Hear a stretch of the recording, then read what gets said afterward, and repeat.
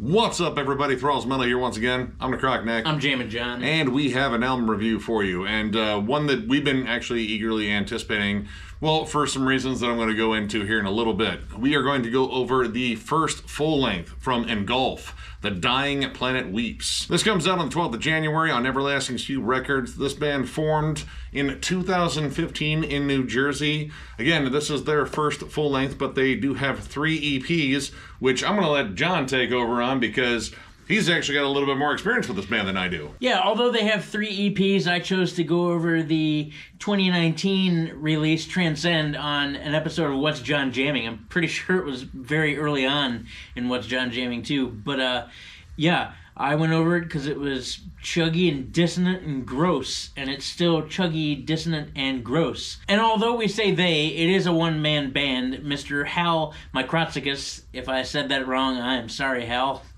But I have no idea actually how to pronounce that. Me either. But yeah, one-man band. He plays guitar and bass and drum programs and incredible vocals, although there are some guest musicians on here. Yeah, this actually featured a lot of notable names on here, namely Sven from Aborted, Kevin Muller from Alluvial, and Enrico from Hideous Divinity, as well as some guest guitarists and a guest bassist on here, which I know the guitarists that do the guest work in here are there for leads, but I'm not entirely sure if the bassist does multiple tracks in here. It really didn't say. I don't know. But stylistically, I would say this is, I don't know, almost, let's see, like dissonant death metal, but also progressive death metal.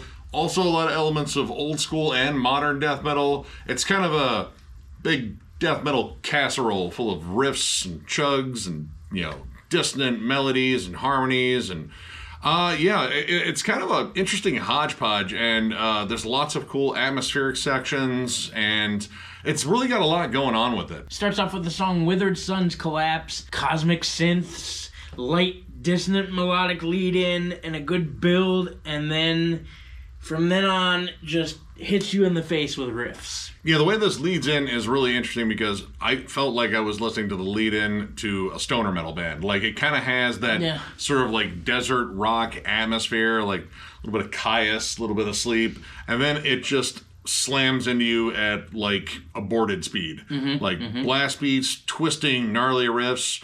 The vocals, I think, on here are really cool because he kind of does a lot of different things. It's very dramatic. Like, there's a lot of over-enunciation, and I love that sort of thing. Like, it's kind of ghastly in a way. Like, I don't know, like, and I'm not necessarily John Tardy, but it's kind of got that over-the-topness. He actually reminds me a lot of Dave Davidson from Revocation, who also has oftentimes over-the-top theatric vocals in his presentation. And some of that Dave Davidson actually kind of works in with the riff work. Like, there's a lot of stuff on here that I would compare to like these slower moments in Revocation. Like, if you stripped out like all of the thrashy influence that is not as big of a part of Revocation here lately, but is still kind of a big part of their sound. If you strip that all out and kind of slowed it down, I think a lot of this would be very similar to like a lot of Revocation. But again, mostly the riffing styles, because the leads are fairly stripped out. Because, I mean, you do get a couple leads. Obviously, he has guest guitarists for it. But if you strip all that out of Revocation and just stick with the sick riffing, like stuff that was found on the last album, like Godforsaken, like those types of riffs. A lot of this is very technical, too. Like, it's not tech death in a way. Like, I don't feel like there's a lot of, like, needless noodling or wankery. But there is a lot of layering guitar melodies, lots of, like, counterpoint stuff, too, which is really interesting because you get, you know, guitars playing, like, opposing melodies and creating, like, kind of a wall of dissonance. Like, there's definitely a lot of that on Earthborn. In fact, there's a section of just dissonant nuttery that is almost disorienting. Like, I feel like I was being attacked by, like, mosquitoes and hornets at the same time. That's probably some of the noises I'd make. Yeah. And again, as far as like technical is concerned, it's not noodly, but it's fast. And a lot of the riffs are presented just like machine gun style, like Bellows from the Ether or the Nefarious Hive. Like, both of those are fucking cooking. Yeah, lots of blast beats, lots of just rapid fire riffing. And again, the riff work is really all over the place. But I think when this band slows down, I think it gets even more interesting because the song building kind of just changes a bit. Like, there isn't a rush to get to, like, the next super heavy part. The pacing starts changing, and that really shifts on Ominous Grandeur, which has this awesome build-up, like these very, well, ominous, clean melodies. It's kind of slow and plodding, and how it builds into the main riff, which, man, there's some big Immolation vibes on it. It just sounds epic. It sounds huge and evil, and the slower vocal cadence with that kind of revved up, little overdone kind of theatrical vocal style, it really works there. It makes it sound twice as huge. Earthbore does the same thing too. That song, not only is it the longest track at 6 minutes and 10 seconds, but that is a huge song. Those very open ambient riffs that are in there, while still heavy, it's just massive. And while there is a ton of dissonance on here, there's also a lot of, like, good melodic hooks. Lunar Scourge in particular really stood out to me, mainly because the riffs are just huge, they're catchy, but they also still have that kind of, like, dissonant flair to them. A lot of, like, early Gojira, like, namely The Link. The Link was the album that really stood out to me back when they were still, like, quite a bit more death metal to their side. It has that sort of vibe where it's just sort of, like, huge and epic, but there's also, like, a good hook in there. When it gets down to that main riff, it's one of the most straightforward riffs on the entire album. It's not really being toyed with like additional melodies on top of it other than just a really solid harmony. It generates this massive hook. It's more of a plodding song too, but it's kind of spacey and open. I like the dark, sinister vibe to it, but it's just a really catchy song and kind of stands out just because I think there are some more straightforward riffs on there. But when you get down to Plagued Oblivion, that one takes a step at least a little bit further back. Like, I get elements of later death, like namely human individual thought patterns, but kind of twist that up with later gore guts too. Yeah. You still have a lot of the atonal weird melodies. That opening crawling harmony, I think, is absolutely awesome. One of my favorite riffs on the record, actually, because it's so dark and twisted and evil sounding. But how it works into, like, some slightly more thrashy riffs. Like, you know, the riff work on there definitely has, again, that later death sort of vibe where there's a lot more melody to it and there's kind of like a thrashier backbone. And the overall vibe of that song really feels like kind of like, you know, early to mid 90s in terms of like where technical death metal was really starting to become more of a thing. Well, that, and it's also got a little bit of a proggy flow to it. Like, just the way that song moves, it's liquidic in nature. It, like, just weaves in and out. It's like a small stream, and the water just follows the path along. But with some slamish riffs, too. Yeah. So, I mean, like we said, this is kind of like an interesting souffle or buffet or another French word that I would probably screw up. Oui. Yes, something like that. But, you know, it's kind of progressive in nature in terms of, like, the song structure, because a lot of this doesn't necessarily follow, like, any sort of verse, chorus, sort of basic songwriting dynamic. A lot of this explores different songwriting dynamics from song to song. The opening track, Withered Sun's Collapse, has an awesome sort of bookend and how it kind of works in that opening melody, but in a heavier form. And again, it has this sort of, like, desert metal sort of vibe to it, even though like the rest of this feels very technical and spacey at times. And Plagued Oblivion, I like how they also revisit that opening too, but that song has a great sort of like building of intensity throughout the entire song. Like each measure gets a little bit more heavy, a little bit more vicious sounding, but again, not without good melodic hooks. And I think that is like kind of a testimony to just how like awesome the riff work is on here. Like, again, a good variety, but it still sounds very put together. Like, it still sounds like the same band from track to track without them like changing styles drastically. Like, no, we can do this too. Like, no, this sounds like a uniform part. I will say that some of the songs, you know, kind of missed the mark a little bit with me in terms of the cool songwriting. Bellows from the Ether and The Nefarious Hive, while I like them, I think they are solid, more aggressive tracks in here. I feel like they kind of leave you hanging at the end. Like, he kind of riffed himself into a corner, and it just didn't necessarily end particularly strong. It didn't really revisit a lot of riffs either. Like, there was kind of just like a steady moving forward on those songs. And it was just how they kind of left me hanging. Yeah, Bellows from the Ether, it was weird. It didn't really even have a breakdown. Like, it had like maybe two or three individual chugs that would have alluded to that, but it just sort of ended. And it was weird. Yeah, well, I mean, it was interesting. Like, they kind of tried to do like a breakdown, but it was like a a fill. Yeah. Instead of like an actual solid rhythm you could pick up. There's also some really solid gutturals from Kevin Muller from Alluvial on there. He does a good job adding like a big low end to that breakdown section. But that was another thing was with the guests, at least one of them, because on the Nefarious Hive, it says Sven is on there.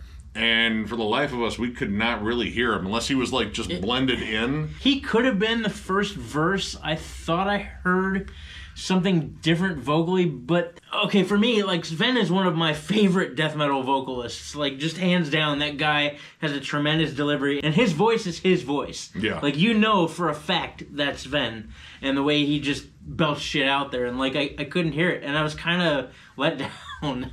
Yeah. I mean, if you get Sven as a guest vocalist, you kind of want him to do, like, the Sven thing. Like, he's just, again, he's got this awesome voice. Both his high and low register are very unique. They stand out.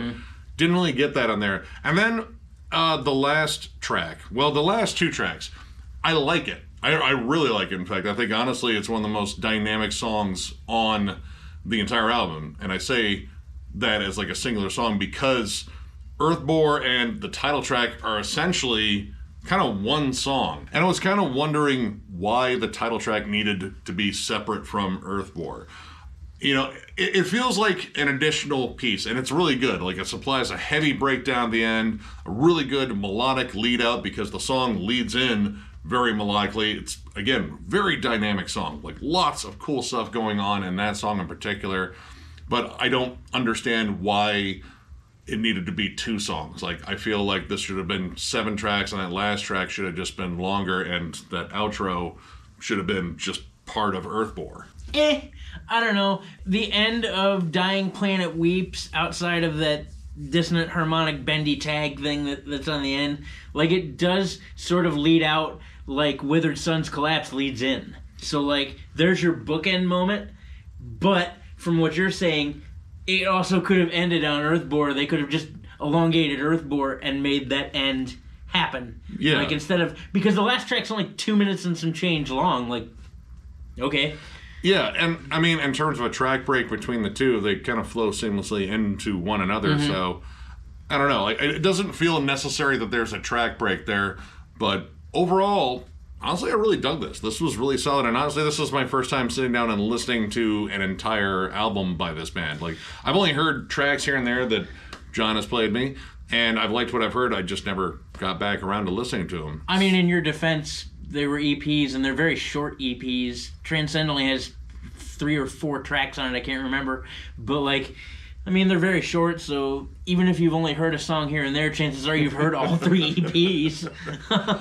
But overall, I'm going to give this 3.5 stars. I dig this. And honestly, I think it could grow on me with more time. Again, there's just some songs I feel that just kind of leave you hanging at the end. Like, there feels like there should be more at the end. But I like the variety on this album. The dissonance riffs are killer. I like how they harmonize them often. There's, again, a lot of just, counterpoint playing and such. Like, just really weird layering. The atmosphere is really cool. But honestly, I really dig the variety. Like, the fact that I think all of these songs really do stand out from one another, and I think this is all really well executed, and the fact that this is a drum machine, it actually sounds pretty real for the most part, and I generally bitch about drum machines, and this one didn't sound too bad. But yeah, if you're a big fan of, I guess like a lot of modern death metal, but I would still say like Immolation, there's definitely like some Morbid Angel moments on here, Gorguts, Death, maybe some Obscura too. I don't know. It's kind of just an all-over-the-place release, but in a really good way, so check it out. I'm also going to give it 3.5 stars. As I've had more time with this band, obviously, than Nick has, I've gotten used to a few things. I thought the mix on the full length here was tweaked a little bit and had lost a little bit of the heft that was in Transcend. But, I mean, that's not really a gripe either. I've listened to this record, I don't know, probably 15 times or so, and, like, it grows on me with every listen. And especially if you crank up the volume. If you crank up the volume on this record, it's fucking amazing. For a one-man band, Hal, you do a great job. If you decide to do this live ever, and I think you should, give Alex Rudinger a call. The drums reminded me a lot of Alex Rudinger, just in the tones and the samples used even. If you guys know me and you've been paying attention, you know I love dissonant, chuggy music, and this is that. and this is that done really well. The riffs are angular and nasty sounding. There's a lot of bends and squeals and dive bombs, and everything just sounds sinister and evil and kind of yucky, and that's what you want. From song to song, I think it flows really nicely. When you slow it down, when you get into stuff like Ominous Grandeur and Lunar Scourge, like those two songs are just bleh. So yeah, I would recommend you check out this album as well as the 3 EPs before it. It's just awesome. Like Nick said, if you like Immolation or Aborted or Revocation or Early Gojira, maybe some Ulcerate, maybe a little Obscura, maybe a little Gorguts, maybe a little Death even, you're probably going to like this. Give it a whirl. So, if you enjoyed this review, give it a thumbs up, and if you are new to the channel, subscribe, because we do stuff like this all the time. We are also on Patreon. If you'd like to help us out there, there's a link down below to thrallsmetal.com. Our Patreon link is there. It is also on our channel. Thrallsmetal.com is where you go to get Thralls Metal stuff. We have new shirts. We have old shirts at a discounted price.